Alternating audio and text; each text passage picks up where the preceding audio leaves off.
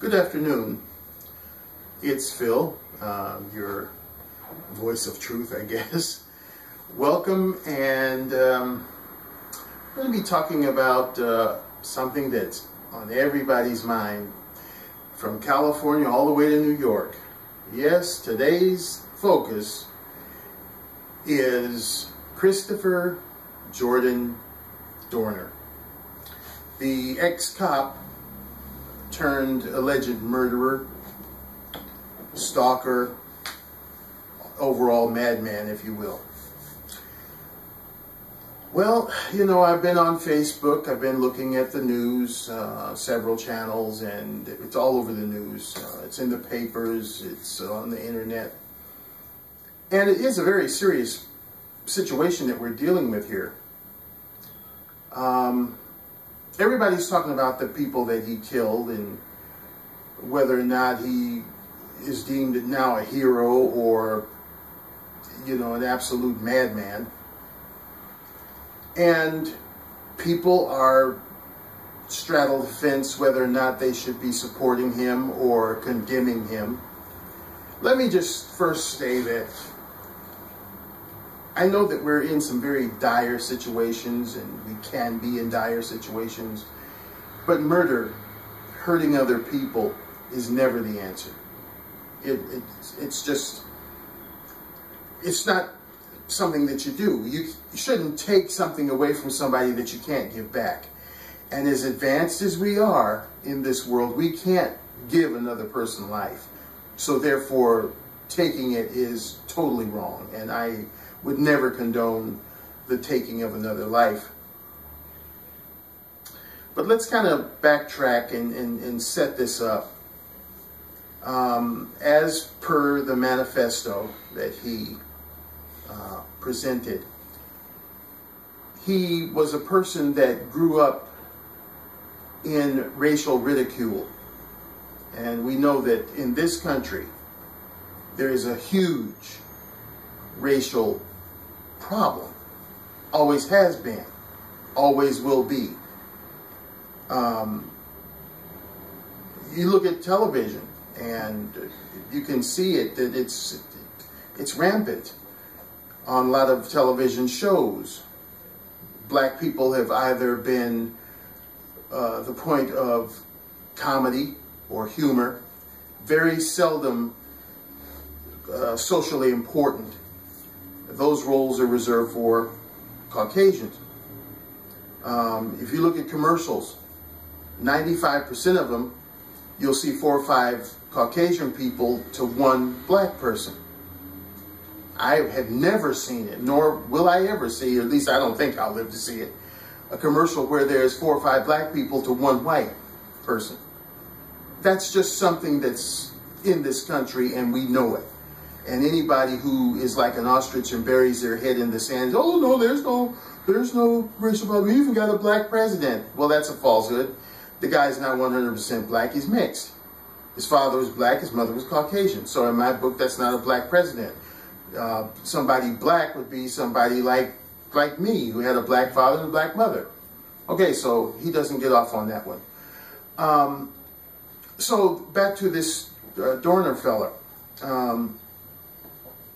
Looking at where, and I don't know where his mother lived in his younger years. I'm just sort of, you know, looking at where she lives now, and giving his age being 33, maybe it's possible that she lived in this place all her life. But looking at where she is now, the place, well, it may not be Bel Air or Beverly Hills or Newport Beach. It looked very nice. The house was very well kept. You could tell the lawns were manicured. They had some up-to-the-date cars parked in the driveway. To me, I don't know these people, but just looking at what I'm looking at, looks like she would try to provide the very best for her son and her daughter. So she put him in a good school. Now, being that he's 33 years old, you know, if he was in school, say 20 years ago, you know, he's a big strapping fella. So I'm figuring maybe he's good at sports and maybe outsold a lot of the little Caucasian kids that were in his class And they started with these racial slurs. And anybody that's anybody in this world doesn't like to be called out of their name or called something that they would deem, you know, filthy, racially unacceptable. So from a very early age, he began to get this opposition to being called that. And I think because of that, that was his first inclination to excel. And this he did. You look at his service records in the armed forces. You look at his tenure as an L.A.P.D. officer. He was a very acceleration type guy. You know, he wanted to be first in his field. He wanted to be the best in his field. He wanted to nail down that title of expert. And he did that. I believe the guy was a good person, an honest-hearted person. And with all of these things, this cavalcade of things that started happening to him, because he was trying to do good and report bad things, it just made him snap. My grandmother had a saying that even iron wears out.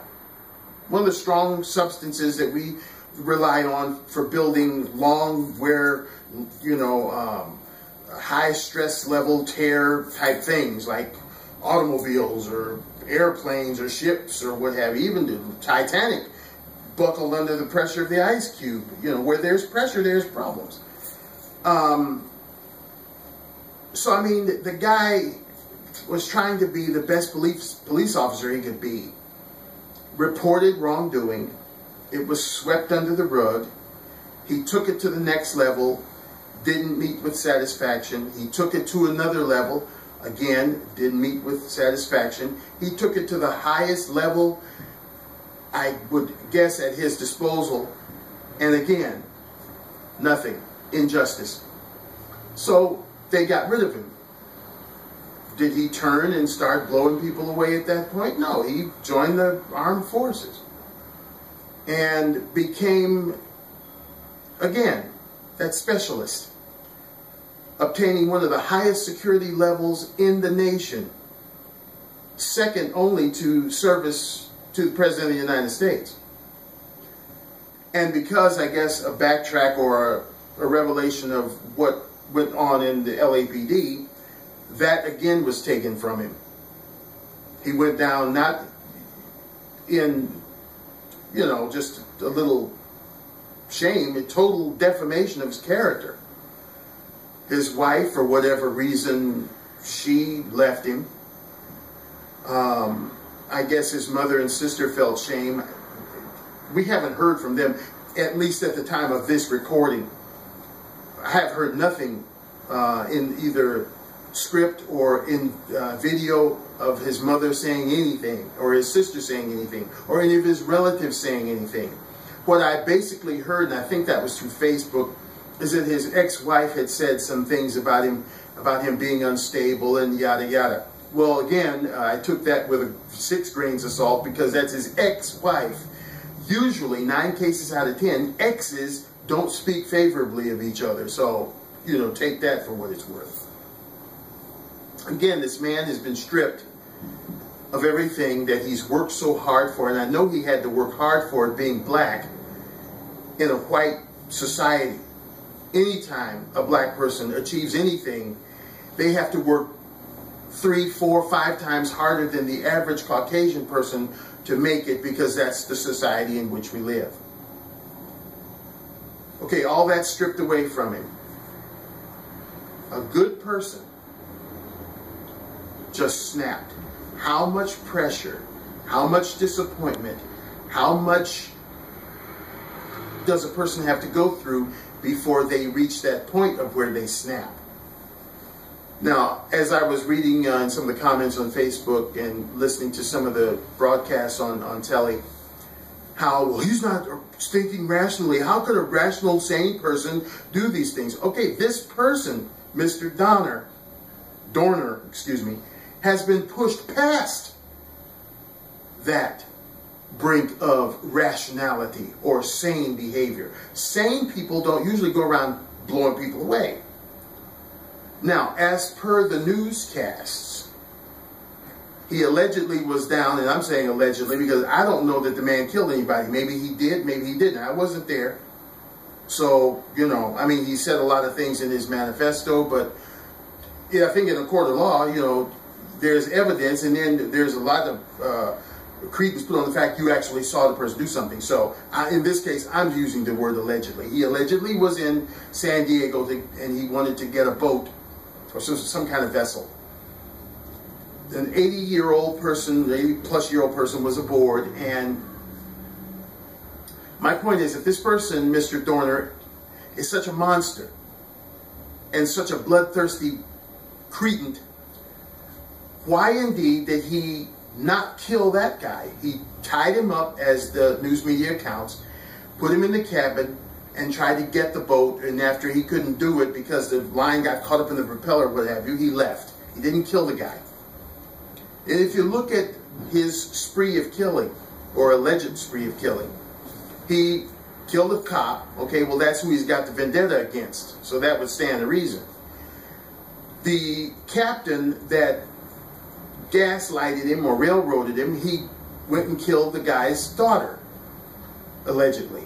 Well, if the daughter was with her boyfriend, he wasn't going to leave him there as a witness. Dead men tell no tales. So he got rid of him too. Okay, well, on the flip side of this ticket, let's look at L.A.P.D. Dorner is up by 4 victims, 3 murders and an attempted. The L.A.P.D. is up 3 people injured or either traumatized, one in fact being an elderly citizen. Okay, so if we've been going over this because it's been pushed in our face through the news media, through Facebook, through Twitter, all these various media. My thing is, I want to look at not what Christopher Dorner has done, but rather why Christopher Dorner did what he did and is in the process of doing what he has professed in his manifesto. I don't see him going after the Navy or the military people that he was working with. He specifically targets Los Angeles Police Department. And we know from past reportings, past incidents, that the Los Angeles Police Department are not angels. If they are, they're angels with dirty faces. Now, again, I'm not speaking to every officer that's out there on the beat. I'm not speaking to every supervisor that is out there supervising all the policemen that are on the beat. Some of them are good. Some of them are those police officers that we're happy to call upon when something happens to us or that, you know, we would need some kind of law enforcement. And we're glad to call on those officers. I'm talking about the scumbags out there that are hiding behind a badge and a gun and wreaking havoc upon innocent citizens, even some of those citizens that may have broken the law. There is a way by which you administer law. You don't have to kill the people. Look at those in Fullerton that beat Kelly Thomas to death. So we're talking about law enforcement here that doesn't have a clean slate. All right? So here comes Chris Dorner. He used to work with them. That's why I would venture a guess that this man is a dead man. He knows it. He doesn't care. He wants to get this information out to the general public. He would love to have his name cleared for whatever they fired him for. Of course, he's not going to be totally innocent because he's committed all these crimes now. But I'm just looking at a person who would go through that magnitude of trouble to make a statement. I think this is a person who needs to be looked at not by what he's done so much so as to why he's doing it. Yeah. when the face-to-face showdown comes down between Dorner and the L.A.P.D. or Dorner and the FBI or Dorner and whatever law enforcement he happens to come by, he is a dead man. They don't want that guy alive. Because I would imagine, if we can look through the little lunacy that he's done thus far, and just look at this person. He's very astute person, very calculative person, very smart guy. As such, he knows their modus operandi because he's been one of them. That's what's going to make him hard to catch. Who can outwit you more than you? That's number one. Number two, after he'd been through all of what he'd been through with these people, I would imagine he researched, expunged, took, stole, whatever euphemism you wish to use, every piece of shred of evidence against them so that he can expose it. That's why they want that guy dead. They don't want to take him alive. Right now, they're running scared. Not so much so that Dorner is going to be around every corner, no pun intended, trying to get them. They're concerned about what this guy has on them. See, all these years, they've been sweeping stuff up under the rug. They know what's going on. Excuse me. They know what's going on with the racial tensions within the department. They know what's going on, and this is per his manifesto, that these seasoned veteran officers, not the little young punks out of the academy, are taking cell phones and taking graphic, horrid pictures of victims, someone's family members. They're taking quick shots on their cell phones. And then they're going to other agencies like maybe the Highway Patrol or the Sheriff's Department or somewhere else, other police departments. Hey, yeah, how many dead people, how many horrible victims you got? I got 53. Oh, you only got 22. Oh, man, you're not doing your job. That's what they're doing. And Dorner exposed that. You think they still want that guy alive? No, they want him dead. That's why they shot up those three innocent vehicles, and they shot up 2 women and terrorized this guy because they want that man dead. What's the old adage? Dead men tell no tales. The trigger-happy, shoot first and ask questions later L.A.P.D. injured an elderly woman, a citizen, and her daughter out there trying to deliver papers, trying to make an honest living. Shoot first and ask questions later. That truck, which was I don't know what kind of blue it was. It was like a cobalt blue or a teal blue Toyota Tacoma pickup.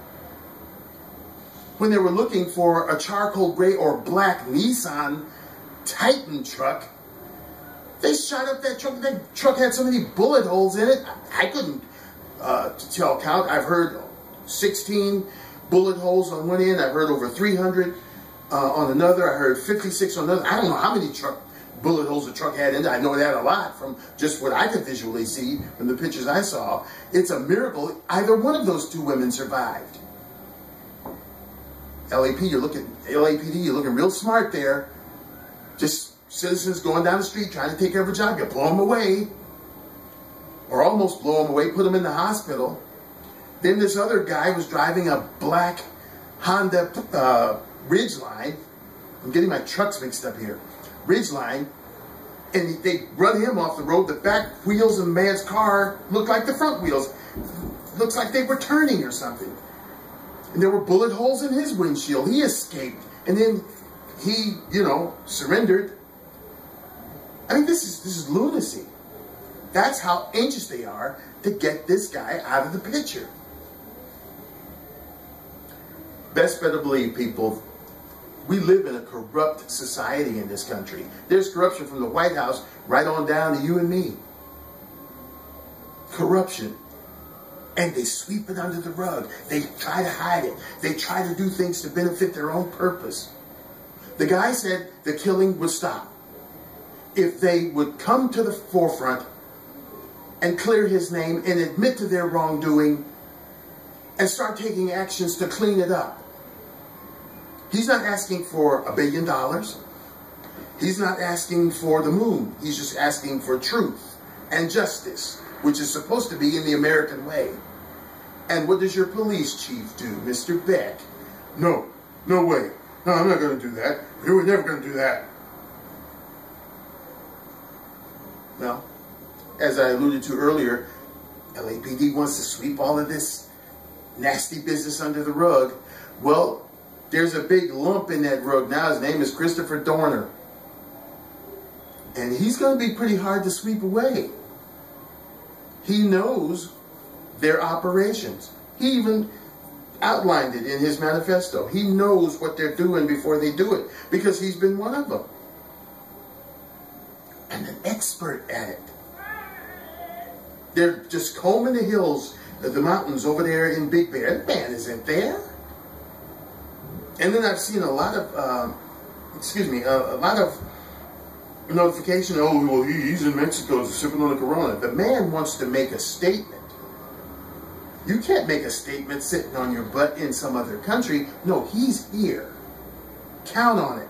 He's here somewhere.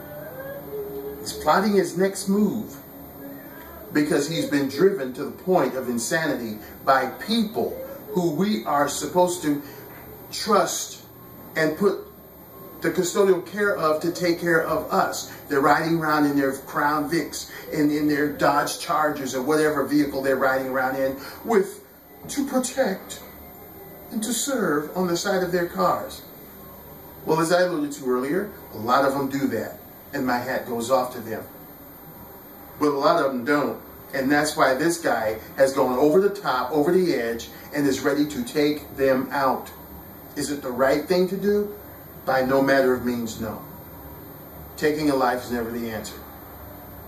But they've taken his life, in essence, and I guess he's going back, not that he believes in the Bible or anything, but as far as the old terminology, an eye for an eye, I guess he believes in that because that's what he's doing. So where does it end? We're sitting on a powder keg. And my hope is that, no more innocent people get blown away. But the major crux of this whole thing is we need to stop with the tunnel vision. There is bad stuff going on out there. Some people, they process it, they move on, and they try to do it in a calm, peaceful, collected kind of way. They forget about it and say, I'm just glad I'm out of that hellhole. And then there are others, like Christopher Dorner, who try to do the right thing, get slapped in the face, but instead of going the other way, they just snap. A lot of people get hurt. I find it ironic that some people in the Facebook comments would use the words going postal. Well, we know where that one came from. The many postal workers that were downtrodden, ridiculed, and bashed, and treated like crap by the supervisors in the postal department. And again, some of them went on their merry way to another job. Some of them said, forget it, and they're going to think about it. And then some of them just snapped and went back in the post office, armed to the teeth, and start blowing people away. And the funny thing about it, out of all of the people that they may have killed, the one that they really were after, the supervisor, wasn't there. Gone fishing, gone on vacation, took the day off.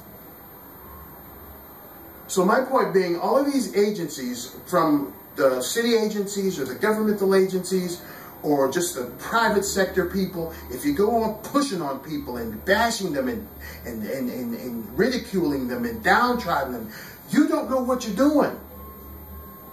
Because everybody isn't just going to turn the other cheek. Some people are going to snap. And they may not get you being the main culprit doing that to them.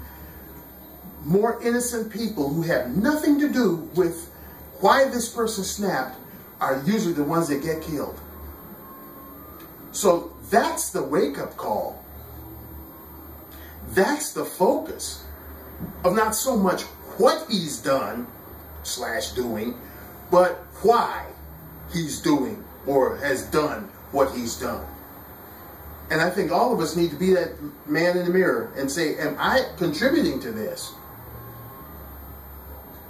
My brother was at a job where instead of being happy to pat someone on the back and say, attaboy, you know, kudos for what you're doing, they were more interested in unsats or write-ups against the person's job performance. And this was, you know, a food service company. And he said no more. He was one of those that turned the other cheek. They had horrible practices in this place. And he said, I'm not going to be bothered with this. I'm going to go away. He didn't snap. He was one of those lucky ones. A lot of these jobs are nothing but problems. People go there every day and do their very best, but they're working right alongside a bunch of sleaze bags. Some of them report it, whistle blow, and they're kicked aside. Some of them whistle blow, and it actually works. It's a crapshoot. But then there's that small percentage like Chris Dorner who snapped and wreak havoc. Well, he wanted to make somebody aware of this problem. Well, we're aware, Mr. Dorner. We're aware. From California to New York and everywhere in between, we're aware. So on that score, you've done your job. Now it's up to these people, these heads like Charlie Beck and this other one for the sheriff's department, Lee Baca, and all these other people that are heads and see this stuff going on and they sweep it under the rug. I think it was about maybe a year ago, if that long, a station that we have here in Los Angeles, I'm getting whoa, man. KTLA Channel 5, they did an expose on these sheriffs, LA County sheriffs that work in the Twin Towers, which is our jail system downtown Los Angeles. They have tattoos, and they're, in essence, a bunch of gangbangers with badges, beating the crap out of the inmates, and taking lots as, you know, who can get the most, you know, hits in, or what have you. We're talking law enforcement doing this stuff. They had to call in the FBI to actually conduct an investigation. This is crazy. So, Mr. Dorner, as way off base as he may be doing what he's doing, I understand why he's doing it. I don't condone it. I understand it. Somebody has to step up and clean up. We're trusting these people with our lives. And what he outlined, by the way, which the news media has failed to bring to the forefront, about how these officers that are of a certain ethnicity belittle and torture perpetrators of their same ethnicity, and how that others of another ethnicity are scared to report it because they don't want to make any waves. They failed to bring that out. And many other things that he talked about that are wrong with departments. That stuff needs to be cleaned up. And that's why he's doing what he's doing. I guess he felt that he had taken it as high as he could take it, to not have it actually looked at, but actually use him as a point of ridicule. There's a point by which you say, well, why do I even Go to these governmental places or these judicial places, or talk to these lawyers or these legal representatives or these internal affairs people or whoever he was going to. The only thing I get is laughed in the face. So I'm not going to do that anymore. And he stopped. And from what I understand, I may be wrong, but he tried to leave it and get out of it. Go to the armed forces and make a name for himself. But then that garbage that he had in L.A.P.D. followed him there. So that got shot to hell. How many disappointments, how many kicks, how many letdowns can a person go through before they snap? It all depends on how strong you are. And going back to that saying my grandmother had, even iron wears out. It's just something to think about. Hey, a lot of people have been looking at the videos, and I appreciate that. They've even signed on as supporters of my channel, subscribers, and I really appreciate that. And if you wish to do so, please feel free to do just that. As before, I always try to bring you the common sense spin on things. I may not be always right, but it's just the way I feel. And I think if we can stop and try to break things down in a common sense type way, we might be able to understand it a little better. So thank you for joining me. Look forward to having you again. Next video will more than likely be focusing on drunk driving. Ooh, got a lot to say on that one. Until next time, take care and stay safe. Bye now.